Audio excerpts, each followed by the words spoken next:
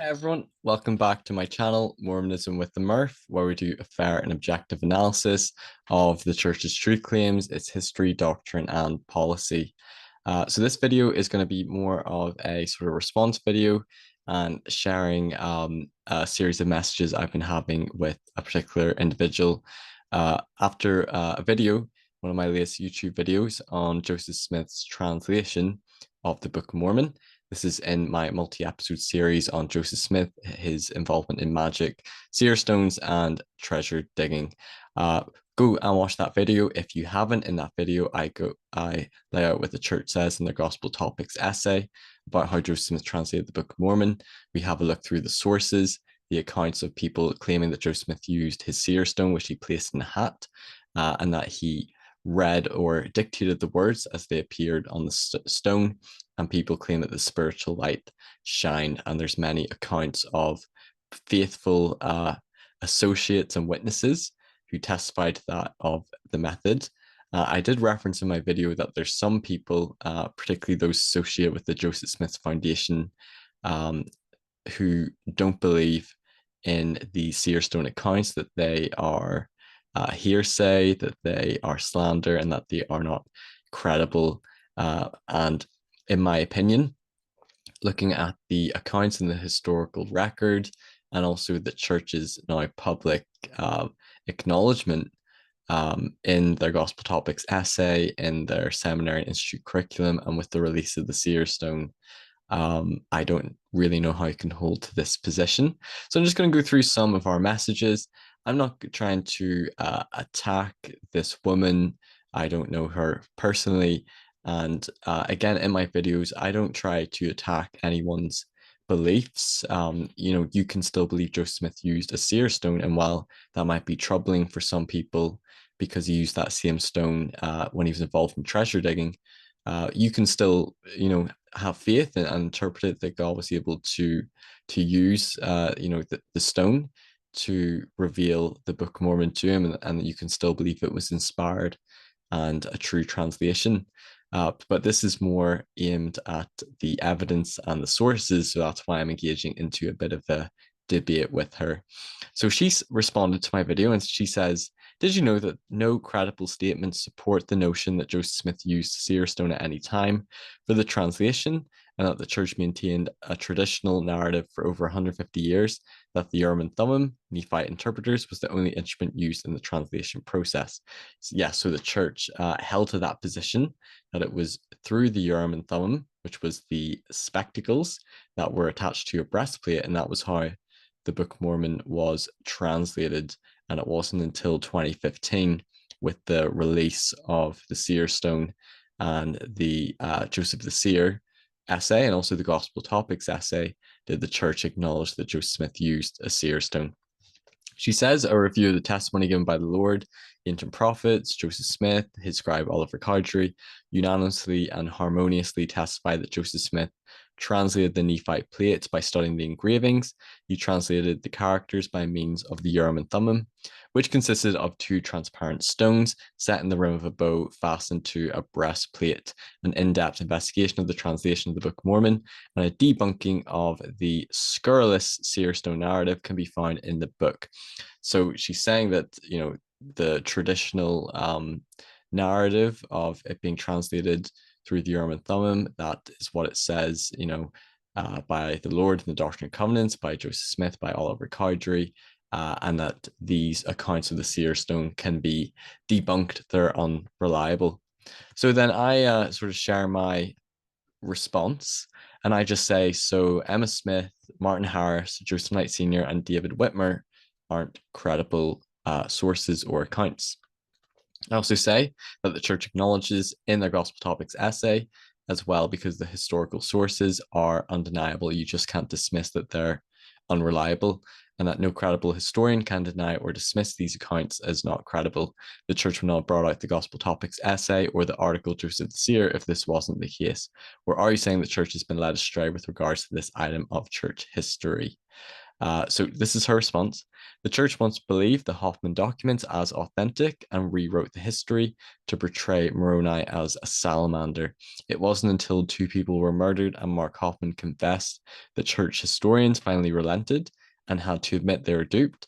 This is a historical matter, not a doctrinal matter. Historians aren't prophets, and the source of the Seer Stone narrative comes from Mormonism Unveiled, the first anti-Mormon publication written to destroy the name and character of Joseph Smith.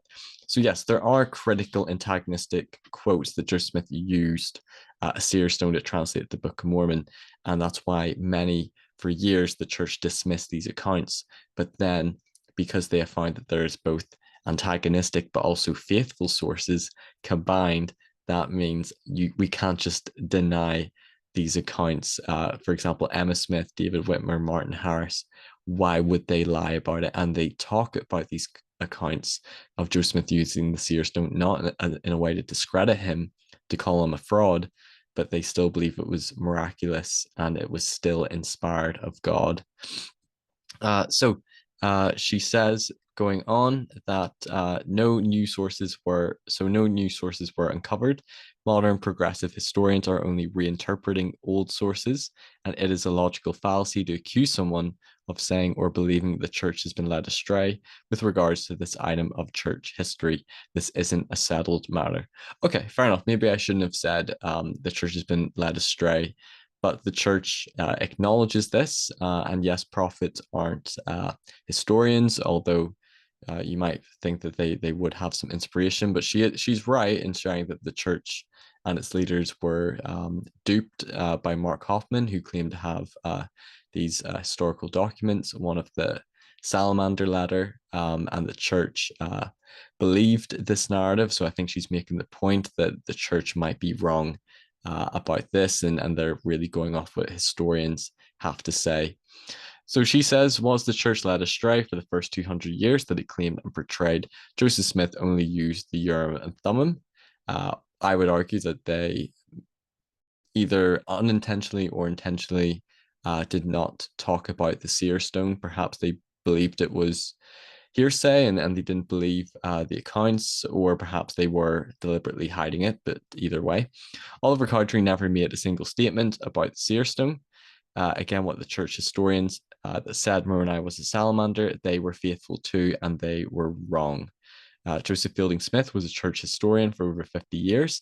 He was a prophet of the Lord, and he said the Seer Stone was hearsay. And I also include that in my video.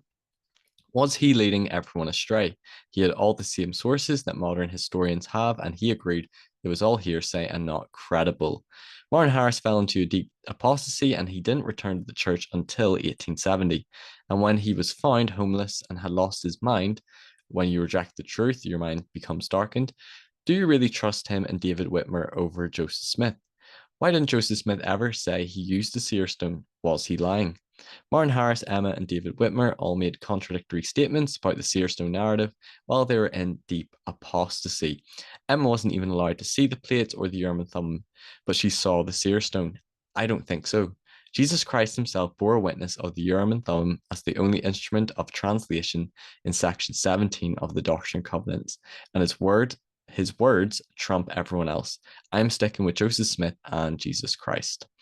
Okay, so this is my response to her long series of messages.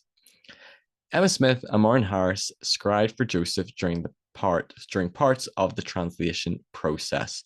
We know Martin was the scribe during the 116 pages, and after he lost the 116 pages, that until Oliver Cowdery came, that Emma Smith helped scribe for Joseph. I said, I don't believe you can just discredit these witnesses, these testimonies. My interpretation is that the Urim and Thummim and the Seer Stone were both used interchangeably, and those cases Oliver referred to the Urim and Thummim was the Seer Stone, because there's people claiming that it was the Urim and Thummim, but that could have been either the spectacles or the Seer Stone. So then I say, by that same logic, saying we can't trust Emma or David because they later lied about polygamy or said Joseph was a fallen prophet.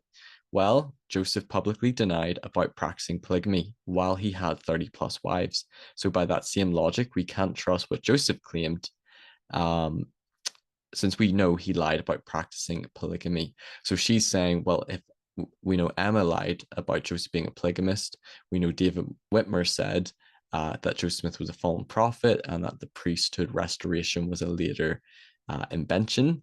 So therefore, we can't trust their statements about Joseph Smith using a seer stone to translate the Book of Mormon.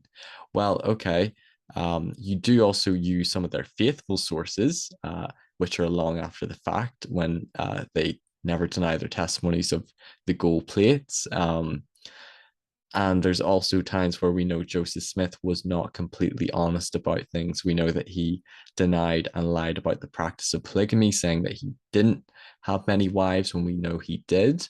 And so, by that same logic, therefore, we can't trust anything Joseph Smith said, any of his claims, because he lied in an instance.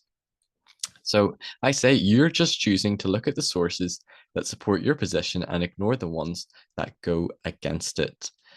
If these were unreliable sources, there is no way the church would have acknowledged this by historians who work for the church who are faithful.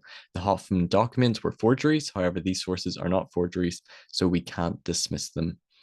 I would tend to agree if it weren't for the fact that the church had in possession all along Joseph Smith's seer stone. If there were no evidence he possessed a seer stone, they might consider these accounts strange or unreliable.